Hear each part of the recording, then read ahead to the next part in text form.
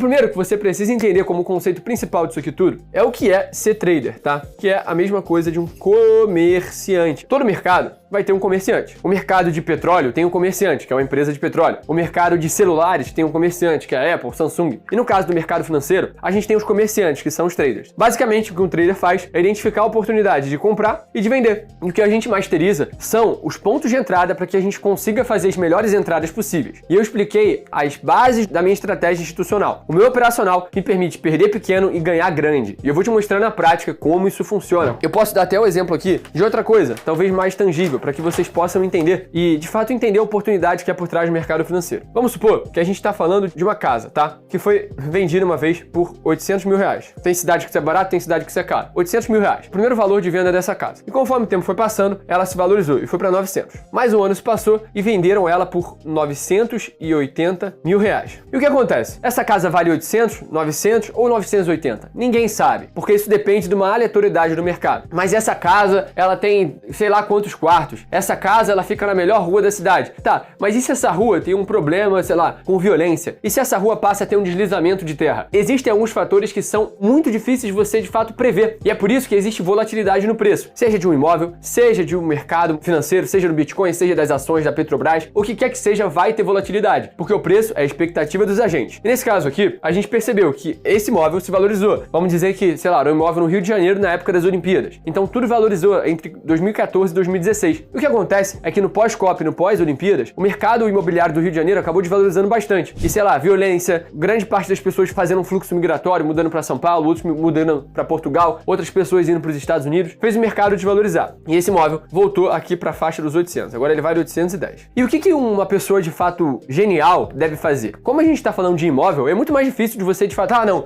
eu vou comprar esse imóvel na baixa e vou vender na alta. É impossível de você fazer isso. E o que o mercado financeiro permite é justamente você entender alguns padrões, alguns potenciais pontos de entrada que te permitem pegar essas movimentações de 800 a 900, de 980 a 810. E no gráfico a gente consegue interpretar isso. Isso usando a nossa estratégia e entendendo aonde está o dinheiro do institucional. Como assim, Vini? Explica isso para mim na prática. Se a gente está falando do mercado financeiro, a gente tem alguns padrões de movimentação. Essa aqui é uma movimentação padrão de alta, onde a gente vê aquilo que eu expliquei para vocês, as quebras de estrutura, tá? Todas essas linhas pretas são quebras de estrutura, reafirmando e renovando as máximas. Ou seja, é um padrão de fundos ascendentes. Anote isso aí. Então, essas consecutivas quebras de estrutura fazem o preço se movimentar cada vez mais alto. E o que mudaria essa estrutura de preço e faria a gente falar, não, agora a gente está numa movimentação de baixa? Uma quebra dessa estrutura. Isso aqui, tá? É uma quebra de estrutura que muda a configuração do movimento e você tem que procurar pontos de short. E é óbvio, o mercado não funciona assim. Na prática, você vai ter que procurar pontos de interesse em tempos gráficos menores, procurar oportunidades de operação, e é isso que a gente vai mostrar agora na prática, tá? Vocês estão vendo aqui minha tela no gráfico de LDO. E eu vou fazer uma análise saindo do começo para vocês entenderem como isso funciona. Então, eu tô dando aqui 2 cliques, remover desenhos, eu tenho um gráfico completamente limpo, tá? Posso até fazer isso aqui que fica melhor para vocês verem, tá? Esse aqui é o gráfico de uma moeda. E esse gráfico reflete o preço dela. Essa moeda foi a que eu fiz 12 mil reais nesses últimos dias. Eu vou mostrar para vocês essa operação, mas para isso a gente precisa fazer uma análise profunda logo de cara. O primeiro gráfico que a gente gosta de olhar é o gráfico semanal. Por quê? Ora, se a gente está falando dos candles que representam a movimentação do preço, a gente está falando de observar todos os tempos gráficos de uma vez só. Então, o que eu quero dizer ao analisar o gráfico semanal é que você tem que ver o gráfico de mais relevância, porque o semanal ele vai resumir vários dias em um candle só. Então, cada candle desse aqui são 7 dias. Então, por exemplo, esse candle aqui, tá? Eu sei que eu desenho mal pra cacete, por isso que eu sou trader e não desenhista. Esse candle aqui, ele mostra uma movimentação de alta. E ele é muito mais relevante do que um candle de 1 minuto. Por quê? Ele mostra que foram 7 dias seguidos mostrando uma movimentação de alta. Então, isso aqui vai ser muito forte e é por isso que a gente começa a nossa análise no tempo gráfico semanal. Eu diria que o tempo gráfico mais importante é o semanal. E aqui a gente começa por ele. E dentro desse tempo gráfico, a gente pode analisar uma simples estrutura de mercado, que é uma estrutura de alta. Como assim, Vini? É claro, a gente tem esse topo aqui que foi muito respeitado, mas a gente viu que o gráfico fez fundos ascendentes. Então, a movimentação desse mercado, dessa moeda no caso, é de alta. Então, a gente consegue perceber isso e aí a gente começa a traçar os principais pontos de interesse. Primeira coisa que a gente identificou. Número 1, fluxo de alta no tempo gráfico diário. Vamos voltar pro gráfico. Identificado isso no gráfico semanal, perdão, a gente vai entender o quê? Quais são os pontos de interesse? Aonde o preço reagiu com força? Aonde a gente viu movimentação de alta relevante? A gente vai ver alguns pontos de interesse. E aí eu vou apresentar para vocês 2 conceitos, que são os blocos de ordens e os fair value gaps. Então, a gente entendeu que o fluxo é de alta. Agora a gente vai identificar os pontos de interesse. O que são os pontos de interesse? São pontos onde o preço deixa claro que exerce uma força muito grande ali. São pontos de forte movimentação. Primeiro, a gente vai determinar esse ponto de interesse aqui como order block, tá? Por que isso aqui é um order block, tá? É um bloco de ordens comprador. Você percebe que quando o preço tocou ali, ele foi muito forte. Por isso a gente vai colocar em azulzinho aqui, tá? Fora isso, a gente vai ter o outro order block aqui, o comprador, que é esse daqui. E quando o preço bater nesse tipo de região, o que a gente faz? A gente procura pontos de compra, porque dentro dessa região tende a ter muito comprador. E é isso que o institucional faz. Ele tem zonas de compra. Então, por exemplo, essa movimentação aqui. O institucional comprou aqui, o mercado subiu. Depois ele manipulou nessa movimentação de baixa até pegar nesse ponto de interesse e ele pegar mais uma pernada de alta. E é isso que a gente quer fazer. A gente quer entender a manipulação no mercado. A gente quer estar a favor disso. E eu vou ensinar vocês a estarem a favor do institucional, a manipularem mercado junto com o institucional. E não ser sardinha. Porque o que esses gurus falam? Ah, não. Subiu é pra comprar, caiu é pra vender. Não é assim que funciona. Senão você vai sempre chegar atrasado da festa. Então, pontos de interesse de compra, a gente já determinou aqui os principais order blocks, os blocos de ordens. E agora a gente vai pro segundo tipo de ponto de interesse. E agora eu preciso que você preste muita atenção. Existe um conceito chamado FVG ou Fair Value Gap, tá? O nome é em inglês, eu sei, tá? E eu vou traduzir pra vocês. Fair Value Gap. O que é Fair Value? É valor justo. O que seria um valor justo de uma coisa? Vamos pensar num carro, numa Porsche. Ora, o valor justo de uma Porsche, hoje em dia, sei lá, R$1 milhão. Então, vou botar aqui, R$1 milhão. Se essa Porsche do nada vale 2 milhões, tem um gap do cacete aqui de R$1 milhão.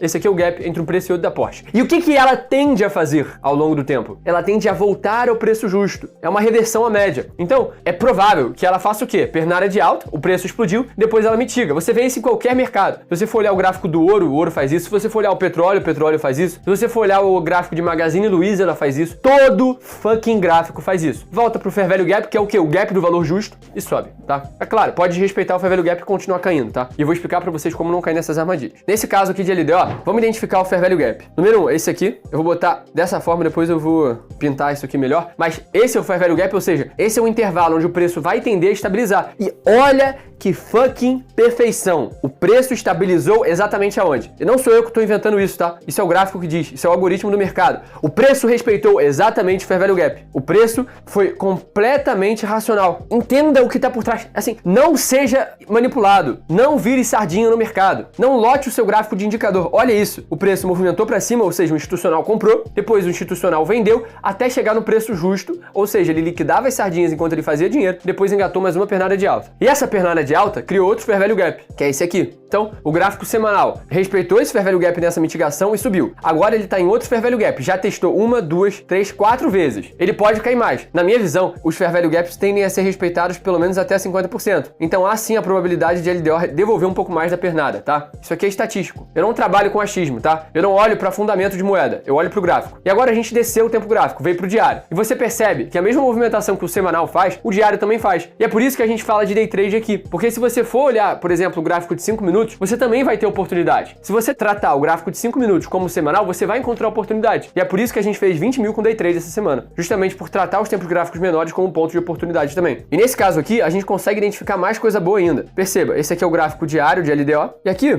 a gente consegue observar outro Fair Value Gap, que ele sim, já foi preenchido em 50%. Ou seja, a LDO já conseguiu capturar a liquidez onde tinha. Então, vamos tentar identificar o fluxo da moeda. Ela respeitou os dois Fair Value Gaps, ou seja, se estabeleceu abaixo, acima das mínimas. E aqui ela respeitou esse Fair Value Gap e voltou a subir. Então o fluxo dela é de alta. A gente deve procurar por longos. Passo número 1 feito. Então, a gente vai fazer o que aqui agora? Eu vou botar em amarelo e aqui eu vou escrever o seguinte: FVG semanal, que é o semanal mesmo. Ah, Vini, por que você fez isso? Para nos tempos gráficos menores isso me auxiliar. E agora eu vou botar o do diário aqui. Eu vou mudar a cor. Só para ser simbólico, se não por si só. Ah, a cor não representa nada, tá? Ah, Vini, eu sou daltônico, não importa. Não faz diferença nenhuma. Porque tá escrito aqui tudo que isso representa, tá? Então o que a gente fez? A gente analisou no tempo gráfico semanal e no diário e percebeu que essa moeda acabou de passar por uma forte captura de liquidez. Ela capturou no principal ponto de equilíbrio, aonde ela neutralizaria as operações vendedoras e o institucional voltaria a entrar. Ou seja, a gente estaria em tese no ponto de compra. Mas para isso, não adianta sair comprando. A gente tem que procurar em tempos gráficos menores possíveis oportunidades. Por isso que a gente vem, por exemplo, pro de 4 horas. E no de 4 horas a gente percebe assim, opa. Aqui tem ponto vendedor. Aqui, ó, a gente tem um ponto importante de venda. Esse breaker block aqui. O que é um breaker block? Mais um conceito para tu gravar aí. O que é um order block? É um bloco de compra ou de venda. É realmente um bloco, uma região de rejeição rejeição de preço. Enquanto um breaker block é um bloco que era de venda e virou compra ou vice-versa. Nesse caso aqui, perceba, o preço usou essa região como impulsão para subir e agora usou como cair. Então, a gente vai representar isso aqui e vai botar o rosinha. Por quê? Ele representa uma região de rejeição. Ou seja, o ideal seria a gente pegar operações compradas até essa região de rejeição, porque a gente também não quer prever o que o mercado vai fazer. A gente quer pegar a movimentação pequena. E essas movimentações provêm muito lucro pra gente, justamente por a gente usar o controle de risco da maneira correta. Então, descemos pro tempo gráfico de 1 hora, que a gente consegue observar mais coisa. Perceba, o preço subiu forte aqui, conseguiu quebrar essas máximas, ou seja, isso aqui é a tal da quebra de estrutura que eu falei pra vocês.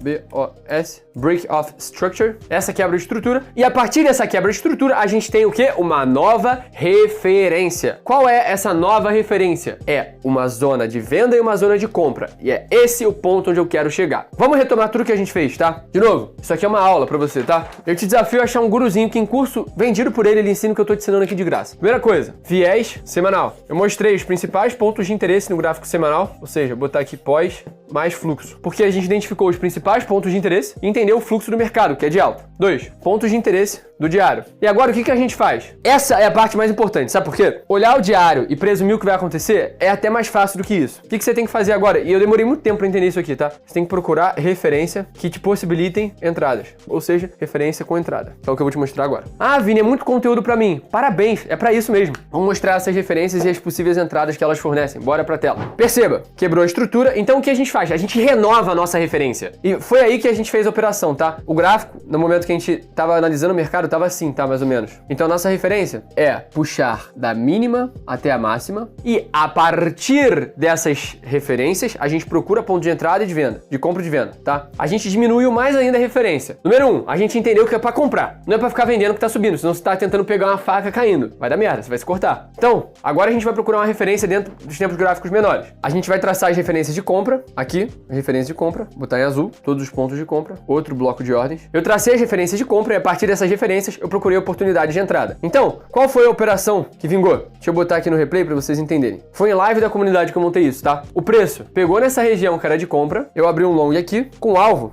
era aqui, tá? Então, a gente procurou pontos de entrada dentro de uma referência pequena, tá? E deixa eu te explicar o que significa essa referência. Eu tracei do fundo até o topo e daí eu dividi o preço em duas regiões, região de compra e a região de venda. Eu vou botar aqui, essa é a zona que o preço está caro e essa aqui é a zona de desconto, onde o preço está barato. Por quê? Se a gente quer comprar algo, a gente quer comprar o mais barato possível. Portanto, devemos procurar pontos de compra dentro da zona de desconto. Porque o que o varejo faria? Subiu, é hora de comprar, tá? Então o cara entra nessa quebra de estrutura aqui, com o alvo lá nas alturas e o stop aqui, abaixo da última mínima. O que acontece? Ele tomou o stop e perdeu dinheiro. Então, o que eu fiz? Eu entrei numa zona de desconto procurando uma simetria boa. A simetria dessa operação era de 10 para 1. 10 para 1. Eu podia muito bem mentir aqui e falar assim, bateu o meu alvo, eu botei meu alvo ali. Não, eu errei o alvo. Essa é a grande questão dessa metodologia. O melhor vai ganhar dinheiro, mas o pior também vai ganhar dinheiro. Porque o que eu mais já vi na internet é um monte de gente vendendo estratégia, vendendo solução, que só funciona para meia dúzia de pessoas. Isso aqui funciona para todo mundo. Por quê? Conforme a operação foi se desdobrando, e eu tava ao vivo junto com os alunos e eles acompanharam isso, eu fui identificando pontos de interesse que pudessem atrapalhar a operação. O primeiro ponto de interesse, são os interesses vendedores, que a gente vai falar agora, é esse aqui, que é de venda. Esse é o ponto de venda também. Ou seja, eu tinha botado o alvo no ponto de venda mais ganancioso de todos, tá? Esse aqui é outro. Essa foi a representação que estava faltando e essa vai ser a mais importante, tá? Vocês vão entender por quê. Esse aqui era o Fair Value Gap, ou seja, uma região que provavelmente seria retocada. E conforme o trade foi se desdobrando, vocês vão ver aqui agora, ó, movimentação fez a seguinte movimentação, tá? O preço estava aqui, tá? E o que eu observei nessa hora? Pô, o preço está nos 50%, a zona de equilíbrio, né? E geralmente quando baixa nos 50%, o preço tende a lateralizar um pouco. Por quê? É uma zona de congestão, é uma zona de muito conflito comprador e vendedor. E eu já estava pensando em finalizar. Então o que a gente fez foi pegar os 50% desse Fibonacci aqui, jogar o alvo lá, tá? Eu acabei finalizando até antes do trade. Mas olha que doideira. Pegou aonde? Nos 50% e voltou a cair. 50%. Caiu e vai devolver tudo e vai até estopar. Se a gente tivesse deixado o alvo lá em cima, a gente teria tomado stop. Por quê? Eu fui flexível, eu pude acompanhar a movimentação. E ontem, o preço deu outra entrada, que é nessa região aqui amarela. Alguém lembra o que é? É o Fair Value Gap do gráfico diário. Ou seja, deu outro ponto de entrada. Então, essa aqui é uma análise simples. Vini, vamos operar LDO então? Eu não vejo oportunidade agora em LDO. Por quê? Ela quebrou essa estrutura aqui e conseguiu se estabelecer acima desse Fair Value Gap aqui. Então, a gente presume que ela tá numa movimentação de alta nos tempos gráficos menores. E o que eu queria ver ela fazendo agora? Para eu procurar procurar um long, tá? Eu gostaria de ver essa moeda vindo aqui, tratando esse fair value gap aqui como suporte, subindo. Quebrando essa estrutura, eu traço novas referências e procuro entradas. Eu posso ver se tem uma coisa no Bitcoin, alguma coisa assim, mas eu acredito que não, tá? Tem até as referências traçadas já, não vou ficar aqui analisando todo o mercado. O Bitcoin tá dentro dessa referência, ele tem um ponto aqui de compra interessante, que é esse breaker block aqui, tá? Que antes era de venda e agora é de compra já. Temos algo para ficar de olho aí, tá? Esse aqui também é um breaker block. Vou até excluir essa referência aqui de venda, porque foi toda desrespeitada. Então agora a nossa referência de venda no Bitcoin, e a gente vai traçar uma nova referência aqui. Ah, Vini, tá muito conteúdo. Irmão, a confusão é o primeiro passo para o entendimento, tá? Agradeça aos céus por você estar podendo ver isso aqui, porque há anos atrás eu gostaria de ter visto isso aqui, tá? Então, o Bitcoin, a gente poderia até mesmo procurar uma operação. Order block aqui de venda é o principal. Deixa eu dar um zoom aqui para vocês acompanharem junto comigo, ficar mais bem feito. Esse aqui é o bloco de impulsão da movimentação. E a operação que a gente poderia procurar e deixar até uma entrada limite, se assim fosse, é o alvo aqui em cima e o stop aqui embaixo dessas mínimas. Uma operação de 7 para 1 aí. Não vou entrar agora, tem que esperar a oportunidade acontecer, tá? Tempo gráfico aqui é de 1 hora. Se a gente quiser, a gente pode ir pro de 15 minutos, por exemplo, mas a referência vai continuar sendo a mesma, porque a movimentação tá dentro de um range, né? Então, a gente pode até ter outras referências aqui, como esse order block aqui dessa região, mas eu acho que a principal movimentação seria essa. Então, o long ideal no Bitcoin seria algo mais ou menos assim, que a gente tem que esperar aí um retoque. Se tiver, de fato, essa oportunidade, eu vou avisar os meus alunos da comunidade.